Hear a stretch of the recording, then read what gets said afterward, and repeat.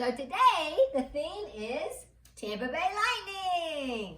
So this is Hedman, one of my favorite players, and that is actually, the puck is actually signed by him. That was a birthday present this year from my boys. And this is a stick that he used in an all-star game in 2017. So they're kind of prized possessions right now. If you've never been to an ice hockey game, it's a whole different world. And a little bit rough, but it's actually, they're a lot of fun. A little bit cold in there, but it's fun, and it's definitely something you could watch on TV sometime and support the Tampa Bay Lightning, one of our Florida teams. So anyway, I want to go back and address one thing that is showing up from yesterday's lesson that is a little bit wrong. So just one little thing. Not the whole concept, just one thing. I just want to make up a problem real quick.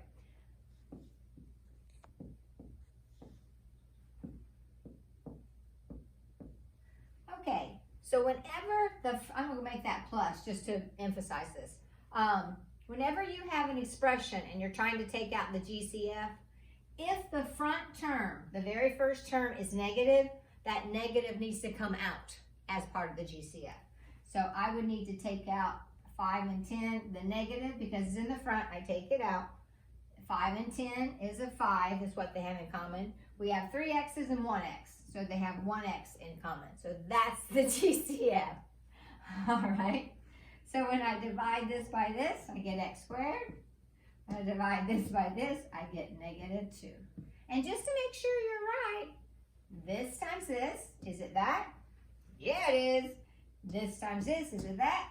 Yeah, negative times a negative is positive, so 10x, all right? So I just wanted to kind of clarify that from yesterday's lesson, because I've had quite a few people turn in assignments and they're not taking out the negative if it's in the front. So just wanted to get that clarified. Okay, now we're moving on to today's lesson. All right, so this is going to continue your notes 3.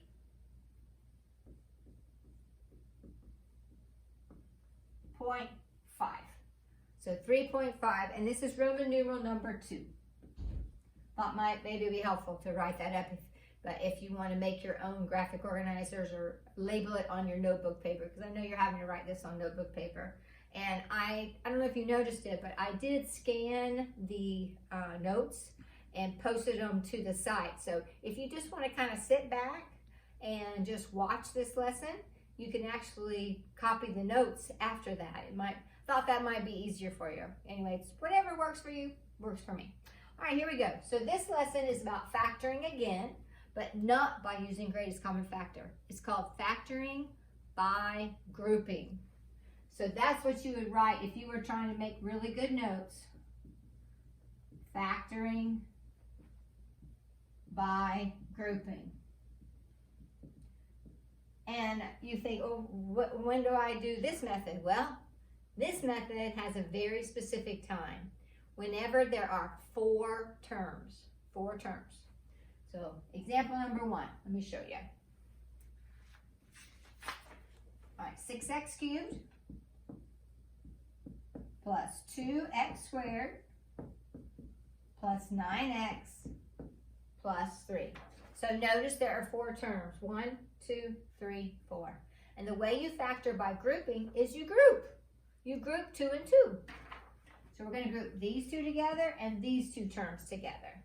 And what we're looking at is the same thing you did yesterday. The greatest common factor of the 2 terms.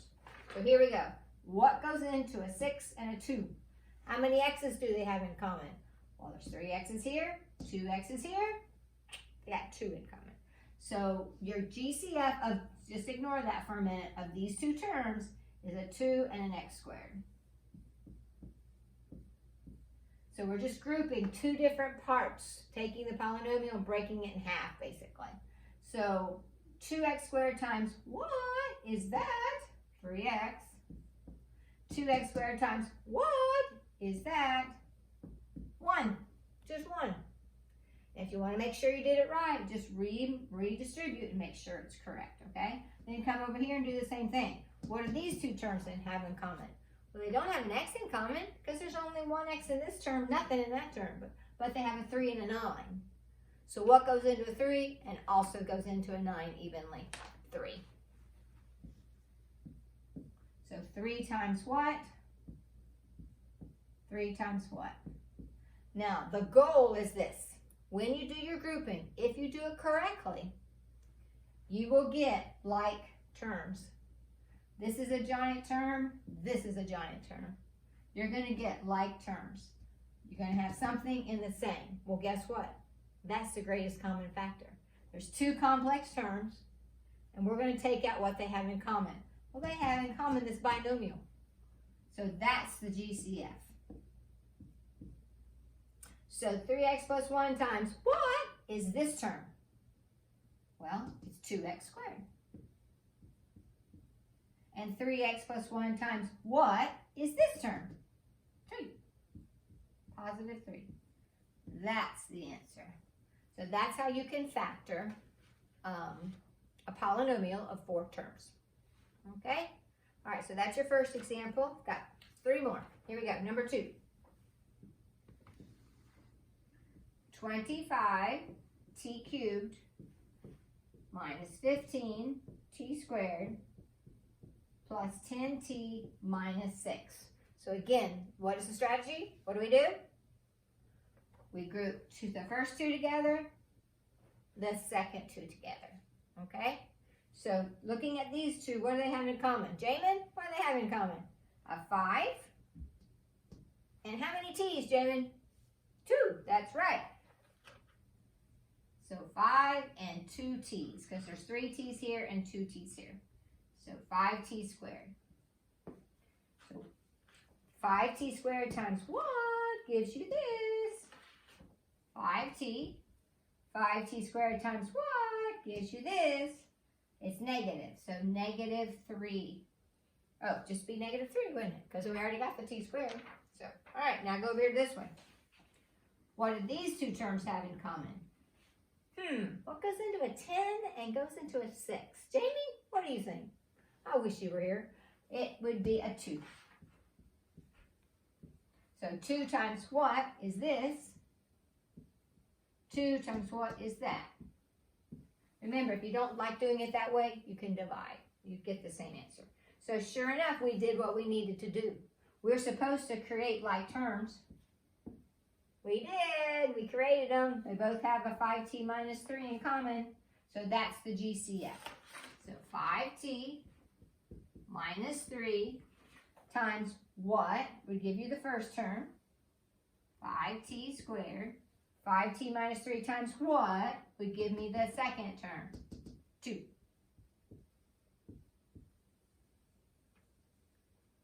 Okay?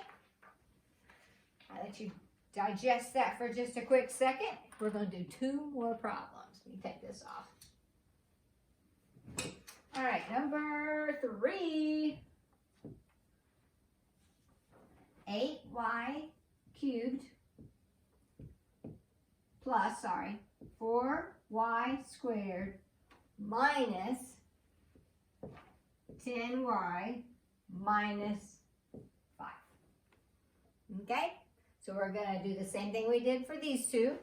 The first thing we're going to do is separate them into 2 parts, 2 groups. That's why it's called grouping.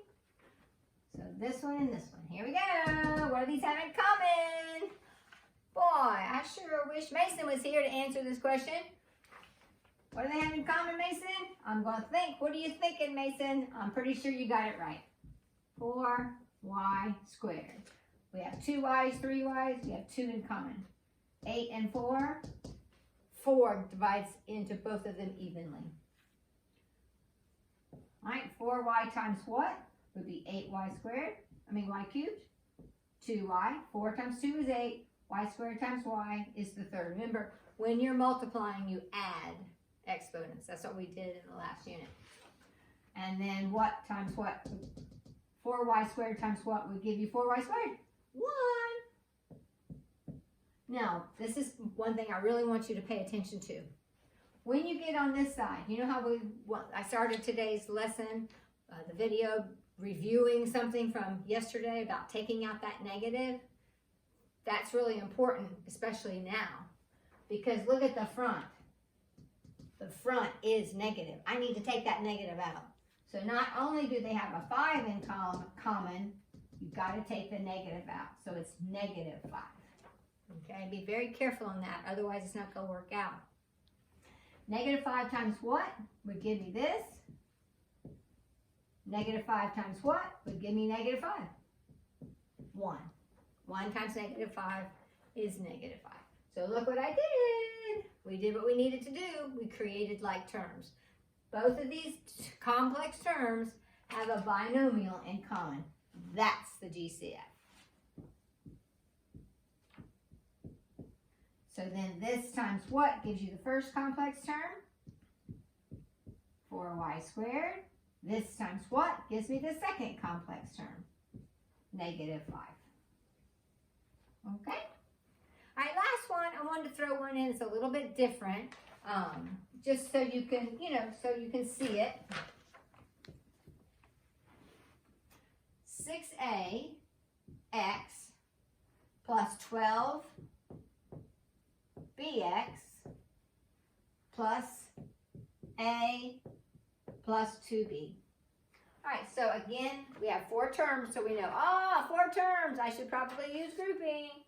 So we're going to split it in half, and I'll be honest with you, there's actually some problems where instead of doing 2 and 2, you could do 1 and 3, but we're not going to be doing those, but I just wanted to not tell you a story, I wanted you to know what's actually true. All right, so what do these two have in common? Well, this has a 6 and that has a 12. They both have an x. So, but that's got an A and a B, so I can't do anything with the A's or B's because they don't have them in common. So 6 and an x would be what would be in common. So 6x times what gives me that? A. 6x times what gives me that? 2b. Now, this is one reason I wanted you to see this. Because when I go over here, do they have anything in common? They don't. But you know what? There is a number that is always in common, even if nothing else is. What do you think it is? Jocelyn, what do you think? It's 1. 1 goes into everything evenly. So if you have to, if they have nothing in common, take out a 1. 1 times what is a plus 2b? A plus 2b. Okay? So sure enough, we did what we needed to do.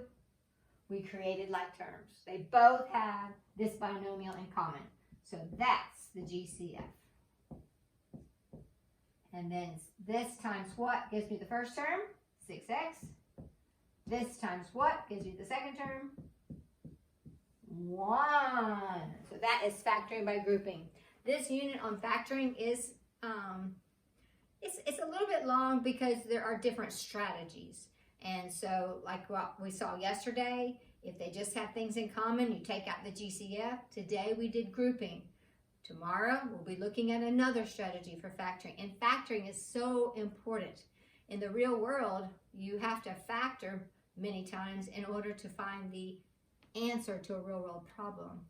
You can't build a bridge without quadratics. You can't shoot up a rocket without quadratic polynomials and other types of polynomials. So it's something very important, and in order to get to the answer, factoring is always your first choice, because believe it or not, that's easier than the other options. But so that's why we're doing it, is to learn to factor so that we actually can solve real world problems. Okay? Well, guys, I sure miss you guys. I miss you so much. And I look forward to talking to you again. But please feel free to call me if you have any questions at all. I want you to learn this. I really do. Bye-bye.